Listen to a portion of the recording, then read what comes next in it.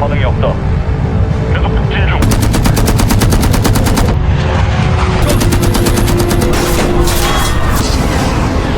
야, 태권도 뭐 하는 거야?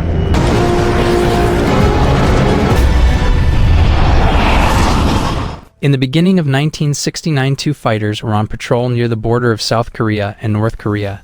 They were Tae-in and his junior, Dong-chul. While completing their patrol time, the two of them did acrobatics to practice their skills, but in the middle of it, they received an emergency call from headquarters about a commercial plane that was going to enter the area, even though the area was not allowed to be crossed by commercial planes because it was too close to the North Korean border. Without thinking twice, Tae-in and Dong-chul immediately asked the plane to turn around. Tae-in then saw the pilot of the plane, who turned out to be his senior in the Air Force, but strangely there was no answer at all from him when he was contacted, because it turned out that the pilot was being held at gunpoint by a man. In this increasingly tense situation, headquarters ordered Tae-in and Dong-chul to shoot part of the plane's engine so that the pilot had no other choice but to land it. Tae-in hesitated to open fire because he was worried that he would fail and cause civilians to die. In the end, the plane crossed the North Korean border, and Tae-in, just pensive, while regretting his decision not to shoot. Because of his hesitation, Tae-in and Dong-chul were immediately summoned by the squadron commander. The commander deeply regretted Tae-in's decision to allow the plane to enter the enemy's territory.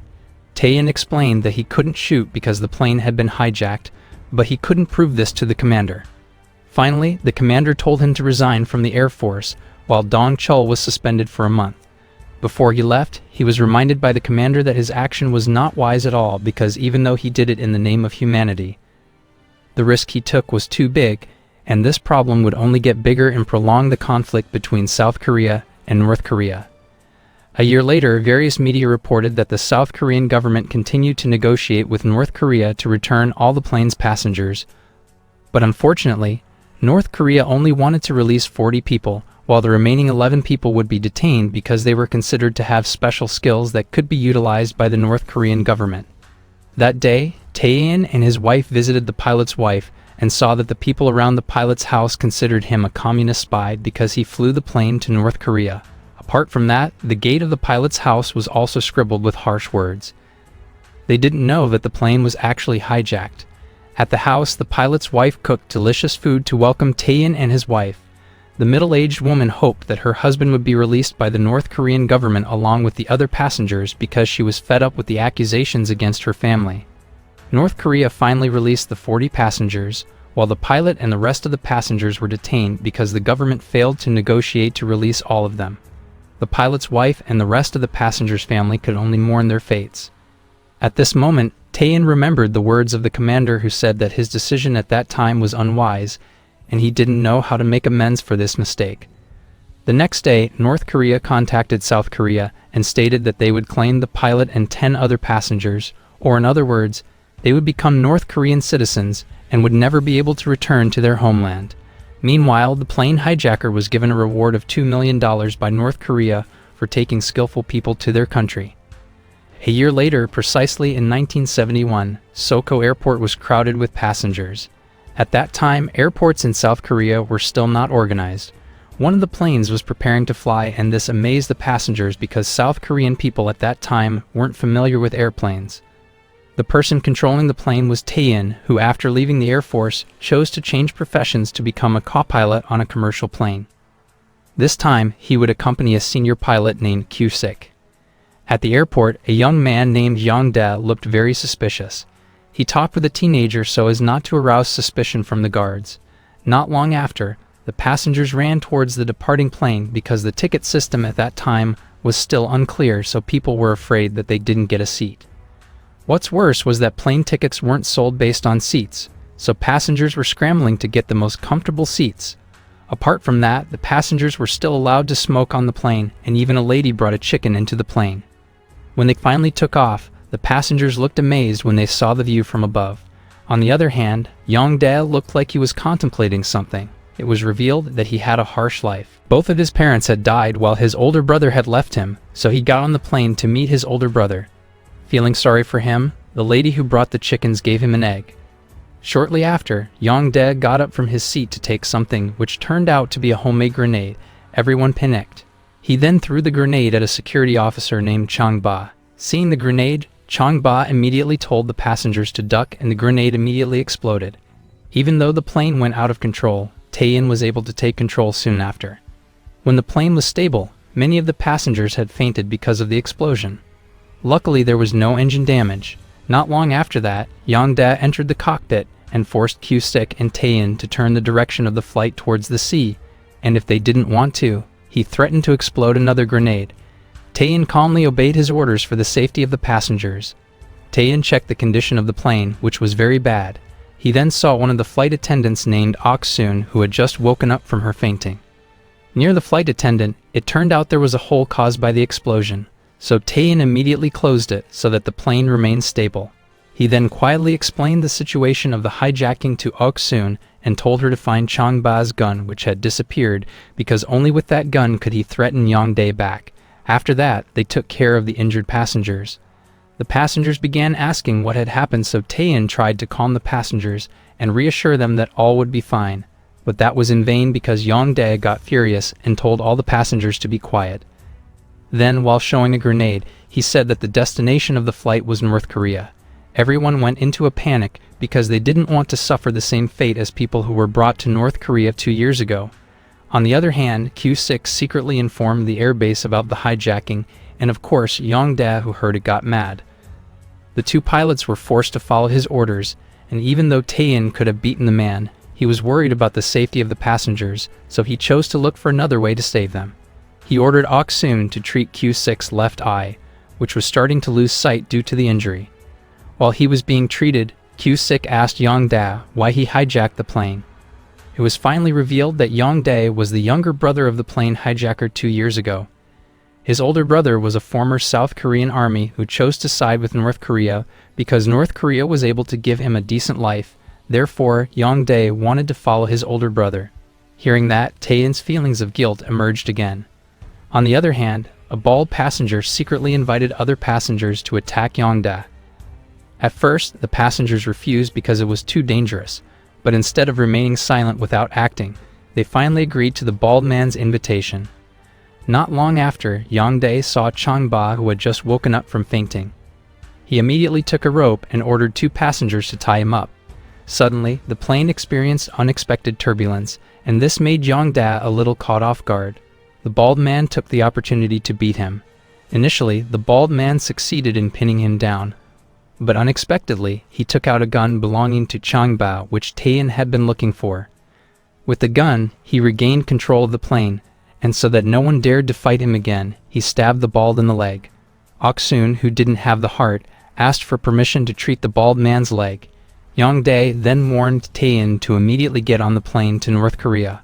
Apart from that, he also threatened to kill everyone there if Tae-in dared to plan something behind his back. Despite that threat, Tae-in continued to act secretly by destroying the fuel indicator to make it look like it had run out. This way he was able to deceive Yang-dae that they had flown far enough and would soon arrive in North Korea. To strengthen this deception, Q-sik announced that the plane had entered North Korean territory and every passenger was expected to hand over their ID to be destroyed. This was done so that North Korea wouldn't be able to identify them. In the passenger seat, a prosecutor was not willing to hand over his ID because he had just been appointed by the ministry. However, because her mother was worried that her son would be detained by North Korea, she took the ID and swallowed it. When the passengers were collecting their ID, Yang-dae suddenly remembered the incident from 2 years ago when his brother betrayed the country and his family had to bear the burden. The South Korean police deliberately framed him as a communist and put him in prison for 1 year. When he got out of prison, he was made even angrier because his mother had died of starvation, and from that moment on, he was determined to take the same action as his older brother. After all, South Korea was no longer a comfortable place for him to live. Chang Ba whispered to one of the passengers and asked the person to untie the ties on his hands. He said that he could end this hijacking before they entered the border. When this passenger was untying the rope, Ok-soon took the initiative to stand near Chang Ba so that Yang-dae couldn't see the thing. But unfortunately, the passenger failed because the rope was too tight. Not long after that, Yang-dae heard an alarm, and according to Q-sik, the sound indicated that the plane had run out of fuel. He felt that he had been lied to and immediately hit Q-sik on the head. To convince Yang-dae, Tae-in showed the fuel indicator, which showed that the fuel had indeed run out. Therefore, he intended to make an emergency landing. After all, the plane had crossed North Korean territory. Unfortunately, Yong-dae didn't easily believe Taeyeon's words because he saw that the plane was still in South Korean territory. In anger, Yong-dae removed one of the grenade pins and ordered a teenage passenger to hold the grenade. He then threatened that he would kill the teenager if Taeyeon didn't want to take his plane to North Korea.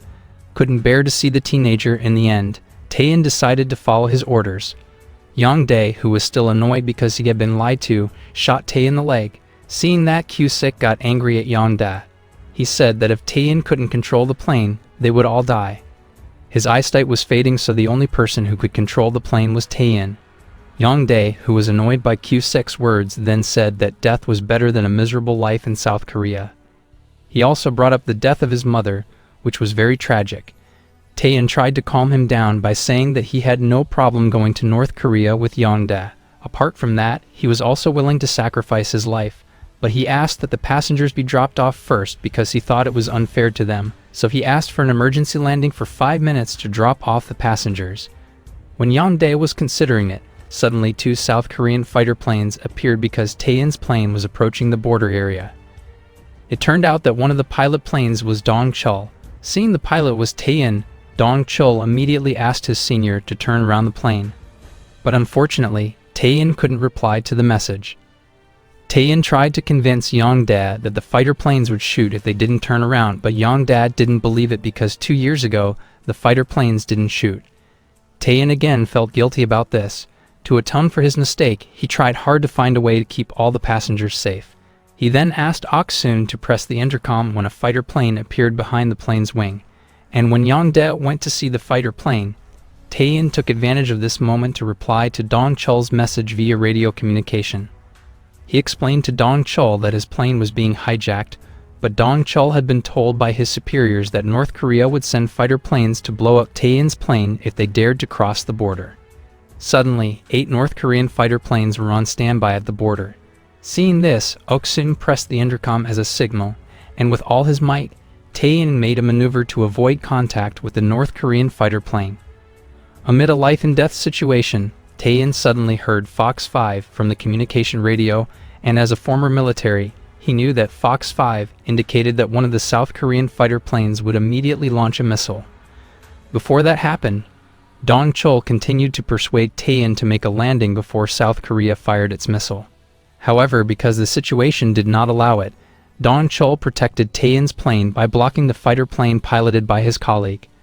Dong-chul then explained to the headquarters and his colleagues that the commercial plane was being hijacked.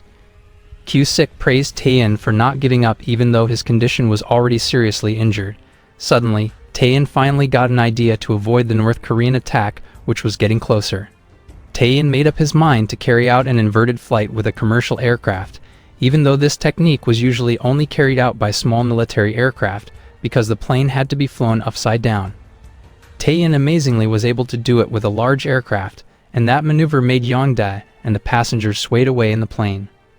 Fortunately, this saved the plane because it didn't cross the national border. When everyone was panicking, Ok-soon took advantage of this moment to release Chong-ba. At the same time, Dong-chul's fighter plane and his partner didn't shoot because the plane had turned around. Seeing that the condition was under control, Taeyeon asked Kyu-sik to take over the plane, and he immediately ambushed Yong-dae, who was off guard. Chong-ba, who was untied, fired his gun to stop Yong-dae. Yong-dae, who was already cornered, used the grenade as a threat. Feeling fed up, Chong-ba finally fired his shot. Before he breathed his last, Yong-dae stared blankly ahead, then shed tears and collapsed in front of Taeyeon.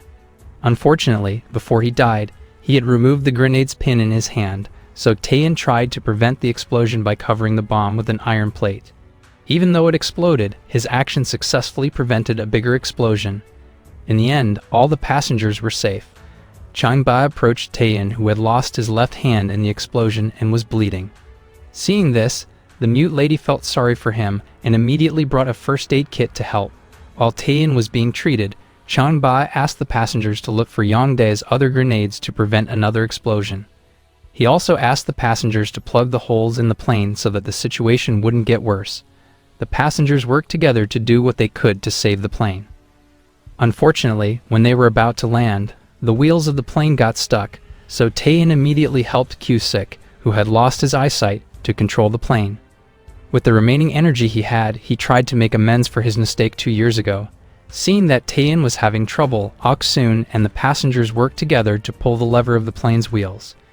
Even though they managed to get the plane's wheels out, the fuel was starting to run out. What was more, Taein's condition was getting worse from the bleeding. When he was on the brink of death, Taein remembered his wife at home and the mistake he made 2 years ago. In the deepest part of his heart, he wondered whether all the sacrifices he had made were enough to make up for it. After that, he came back to his senses and finally landed the plane on the beach safely.